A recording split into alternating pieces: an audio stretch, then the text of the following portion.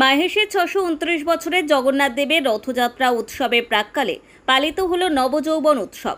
স্নানযাত্রা উৎসবের পর জগন্নাথ দেবের কাঁপুনি দিয়ে জ্বর আসে, তাই মহাপ্রভুকে একান্তে মন্দিরের গর্ভগৃহে 15 দিনের জন্য নিভৃত বাসে রাখা হয়। এই 15 দিন মন্দিরের দ্বার অবরুদ্ধ করে দেওয়া হয়, এমনকি ভক্তদের নাম কীর্তনও বন্ধ থাকে। এই সময় 15তম দিনেই মহাপ্রভু সুস্থ হয়ে উঠলে সেই দিনটিকে পালন করা হয় নবযৌবন উৎসব। সকাল থেকেই মন্দির প্রাঙ্গণে চলে বিশেষ হোমযজ্ঞ পুজো। এদিন 3 দেবতাকে 56 রকম ভোগ নিবেদন করা হয়। রাজবেশে সজ্জিত করা হয় দেবতাত্রয়কে। বছরের এই দিনটিতেই এই 3 দেবতাকে পরানো হয় রূপোর হাত। ভক্তদের বিশ্বাস, এই দিনে জগন্নাথ দেব ভক্তদের দুহাত ভরে আশীর্বাদ করেন। জগন্নাথ, বলরাম, সুভদ্রাকে দর্শনের জন্য সকালেই মন্দিরের দ্বার উন্মুক্ত করে দেওয়া হয়। এই প্রসঙ্গে মন্দিরের সম্পাদক পিয়াল অধিকারী জানালেন, জয় জগন্নাথ। আমি পিয়াল অধিকারী, সম্পাদক মাহেশ জগন্নাথ মন্দির। আজকের দিনে বলা হয় নবযৌবন, আগামীকালও নবযৌবন নেত্র উৎসব। এই আজকের দিনে আমাদের মহাপ্রভুর প্রাণ প্রতিষ্ঠা, চক্ষুদান হয়, অভিষেক হয় হোম যাগযজ্ঞের মাধ্যমে। এটা চিরাচরিত প্রথা অনুযায়ী আমাদের যেহেতু নব কলেবর হয় না, প্রতি বছরই নবযৌবন উৎসব হয়। আমাদের সেই 629 বছরের সেই স্বপ্নাদৃষ্ট দারুমূর্তি এখনো পর্যন্ত আমাদের মাহেশে জল করছে বিদ্যমান। আমাদের সেই চৈতন্য মহাপ্রভুর নবনীলাচল শ্রীপাদ মাহেশ, এই নিয়েই আমরা বেঁচে আছি, এইটাই ঐতিহ্য। সেই 629 বছরের সেই মূর্তি, এই মূর্তিতেই স্বয়ং চৈতন্য মহাপ্রভু স্পর্শ করে পুজো করেছেন। স্বয়ং রামকৃষ্ণ ঠাকুর থেকে শুরু করে মা শারদা, ভক্তকবি গিরিশচন্দ্র থেকে শুরু করে রবীন্দ্রনাথ ঠাকুর এত অবতারের পদধূলি পড়েছে এই শ্রীপাদ মাহেশে। আজকে এই শ্রীপাদ মাহেশ আমাদের তীর্থভূমিতে পরিগণিত হয়েছে। আপনারা সকলে মিলে আসবেন।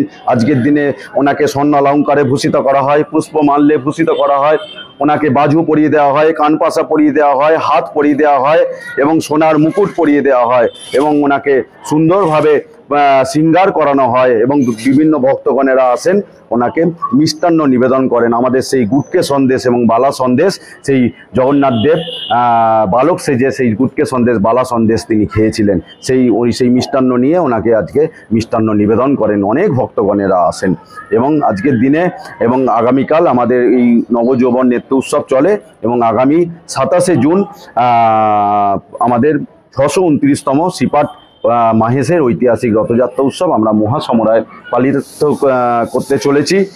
সকাল 5:30টার সময় আমাদের মঙ্গলারতি হবে। তারপরে আমাদের মঙ্গলারতি হয়ে যাবার পর সকাল 8টার সময় প্রভু ভোগ খেয়ে উনি বাইরের চাতালে, উনি এতটাই কৃপালু যে উনি নিজের গর্ভগৃহ থেকে, নিজের বেদি থেকে উনি নিজে আপনাদেরকে দর্শন দেওয়ার জন্য উনি বাইরের চাতালে উনি বেরোন এবং উনি এতটাই কৃপালু, উনি নিজে যাচ্ছেন রথের ওপর। তাই জন্যই রথযাত্রা, এই যাত্রা মানে বলা হয় জগন্নাথ দেব যখন নিজে বাইরে আপনাদেরকে দর্শন দেবেন, তাই জন্যই এই যাত্রা। যেমন স্নান যাত্রা, উনি নিজে থেকে বেরিয়ে বাইরে স্নান মন্দিরে যান, সেই নিজে যে নিয়ে যাওয়া হয় সেটাই যাত্রা। সেই জন্য আপনারা সকলে মিলে আসবেন। আগামী 27শে জুন আমাদের এই ঐতিহাসিক শ্রীপাদ মাহেশের রথযাত্রা উৎসবে আপনারা সামিল হবেন। সকাল 8টার সময় প্রভুর ভোগ হয়ে যাবে, উনি বাইরের চাতাল থেকে উনি দর্শনে দেবেন। দুপুর 2টোর সময় আমাদের শুভ সূচনা হবে, দামোদর হবে। প্রথমে উঠবে নারায়ণশিলা, উনি তো সত্যযুগে নারায়ণ, তেতায় রামচন্দ্র, দাপরে কৃষ্ণ, উনি জগন্নাথ কলিতে, তাই জন্য যুগে যুগে উনি অবতীর্ণ হয়ে আছেন। প্রথমে উঠবে নারায়ণশিলা, তারপরে উঠবে মা সুভদ্রা, তারপরে উঠবে বলভদ্রদেব এবং তারপরে উঠবে জগতের নাথ, জগতের পিতা জগন্নাথ। আজকের এই বিশেষ দিনে জগন্নাথ দেবকে যেমন সাজানো হয় স্বর্ণালঙ্কারে, তেমনই তার হাত দেখতে পাওয়া যায়, তো এইটা কি কারণে থাকে? দেখুন, হাত আমরা পরিয়ে দিই, ওনার এত বড় বড় চোখ, ওনার নিষ্পলক, আমরা বলি নিষ্পলক, ওনার পলক নেই।